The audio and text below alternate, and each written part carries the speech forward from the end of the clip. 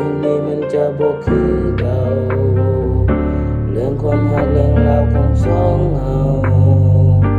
ตั้งแต่วันที่เจ้านั้นไปกับเขาอายยังนั่งเหงาอยู่บอนนี้นับจากนี้มันจะบ่คือเก่า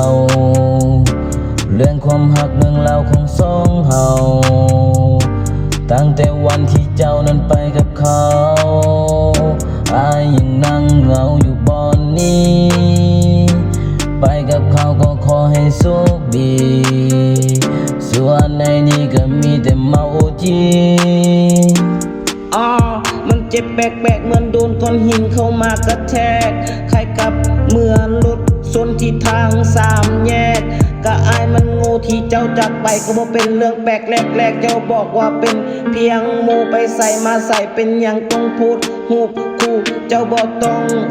ปากอายกะหูอยู่กับการกระทำมันบอกว่าเจ้าบ่แม่นโมแต่เป็นชู้นับแต่มือนี้ไปบ่ต้องมาตัวมาหลอกมันคงเป็นวิชาที่พ่อเจ้าสอนหรือแม่เจ้าบอก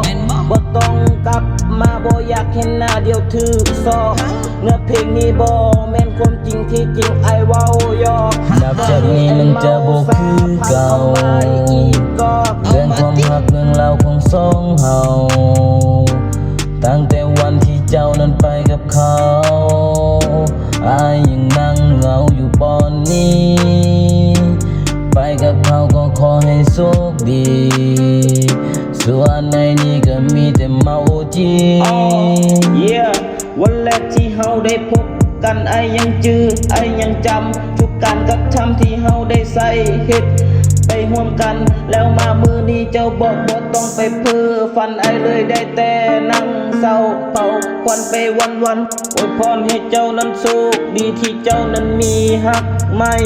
ส่วนตัวไอคนนี้ได้แต่นั่งดูดบ้องไผ่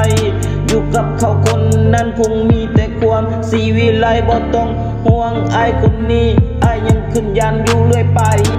นับจากนี้มันจะบ่คือเก่าเรื่องความหักเรื่องราวของสองเฮาตั้งแต่วันที่เจ้านั้นไปกับเขาอายยังนั่งเหงาอยู่บอนนี้ไปกับเขาก็ขอให้โชคดีส่วนในนี้ก็มีแต่เมาจี